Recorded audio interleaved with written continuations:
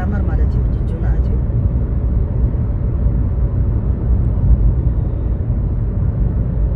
ተስፋ ንገብር ጽቡቕ ሳመር ክኸውን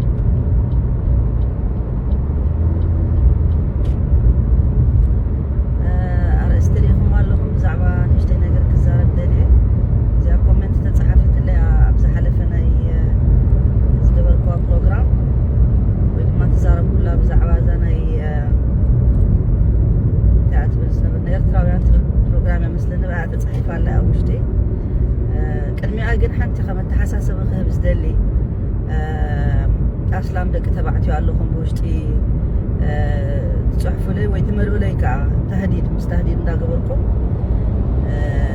ትብሊ ኣነ ኣበይ ይፈልጡኒ እንታዮም ኮይነ ንዕኦም ኣይርድአንን እዩ ኣስላማይ እንተኾንካ ወዲ ተባዕታይ ኣስላማይሲ ንስኻ ንዓይ ትሕከመኒ መሲሉካ ንዓይ ትቋፃፀረኒ መሲሉካ ምንም መብት የብልካ ማንም ወዲ ተባዕታይ ኣብ ህይወተይ መፂኡ ክቋፃፀር ዝኽእል ሰብኣይ የለን በዓልቲ ሓዳር ንኹን ኣይንኹን ንዓኻትኩም ዝምልከተኩም ኣይኮነን ቀዳማይ ነገር እንተሃልዩ ከማነይ ወላ በዓል ቤተይ ከማነይ ብስነ ስርዓት ይንበር ከምዚ ንስኻትኩም ጓል ኣንስተይቲ ከም ድላይኩም ትገዝኡ ባርያ ትገብሩኣ ከምኡ ዓይነት ኣይቅበሎን የለን ከምኡ ከዓ ስለዚ ኣብ ውሽጢ ኣትኹም ስኺ ኣስላመይቲ ተኾንኪ እንታይ ደም እስልምና ንስኻትኩም ዲኹም ትብሉ ንዓይ ስለዚ ንዓኹም ዝምልከተኩም ኣይኮነን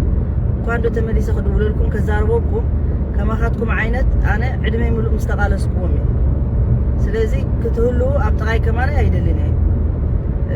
ኣይድግፈኩምን እየ ደፋራት ንዕቐት ዘለኩም ጓል ኣንስተይቲ እስልምና ከመይ ጌርኩም ከም ትረዳእኹሞ ኣይፈልጥን ኣነ ዝፈልጥ እስልምና ግን ጓል ኣንስተይቲ ዘኽብር ስነ ስርዓት ዘለዎ ሕቶት ኣለዎ ብስነ ስርዓት ገይሩ ክሓተት ዝኽእል መብቲ ድማ እንታ ኣበይ መብቱ ኣይኮነን ኣይትፈልጡን ኢኹም ንስኻትኩም እስልምና ኺዱ ኣንብብዎ ከመይ ከም ዝነበረ ታሪክ ደቂ ኣንስትዮ እንታይ ከም ዝሰርሓ ከም ዝነበራ እንታይ መብቲ ከም ዝነበረን ስለ ዘይትፈልጡ ኢኹም እምበር ሕጂ መሲልኩም ጓል ኣንስተይቲ ንስኻ ንዓይ ደው ኢልካ ወይ መሪኻ ሃዲድካ ንሲ በቃ ስነ ስርዓት ግበሪ እስኺ እንታይ ኢኺ ወፂኽ ትዛረቢ ዘለኺ ብሕልፊ ከዓ ደስ ዘይበሎም ግዲ ኮይኑ ብዛዕባ ዝዛረቦ ዘለኹ ጉዳይ ወላ ተጋሩ ኩኑ እስላም ወላ ካልእ ኩኑ እስላም ኣይትግድሱንን ኢኹም ኣይምልከተኩምን እዩ ብዛዕባ ናተይ ህይወት እንታይ ይዛረብ ንዓኻትኩም ክንዲዚኣ ተእትወኩም ነገር ኣይኮነት ማንም ኣይምልከቶን እዩ ኣነ ድላይት ገይረ ዝሓድር ሰብ እየ ወላ ኣብ ሓላፍነት ናትኩም ኣይኮንኩ ወላ ናይ ማንም ሓላፍነት ኣነ ነብሰይ ሓላፍነት ትሕቲ ረቢ ሓላፍነት ነብሰይ ክኢለ ዝኸይድ ሰብ እየ ስለዚ መብቲ ኣበይ ከም ዘለኩም ፍለጡ ስነ ስርዓት ግበሩ ጓል ኣንስተይቲ ጨቂንካ ምንባር ዝበሃል ነገር የለን ድሕሪ ሕጂ ከምኡ ንስኻትኩም ተመሲሉኩም ሕጂ ንሕና ኣነ ቀደም ዝሓለፍክዎ እየ እዚ እንኳን ዶ እስኻ ሕጂ መሊእኻ ኣይፈልጠካ ይጢቓካሲ ሓወይ ወድነይ ከማነይ ኣይውንነንን እዩ ድላይት ኣነ ኣብ መንጎ ወዳት እየ ተወሊደ ከማን ኣነ ሓንቲ ጓል እየ ኣወዳት እዮም ኩላቶም ማንም ክውንን ኣይክእልን ብሂወተይ ወላ ሓወይ እንተኾነ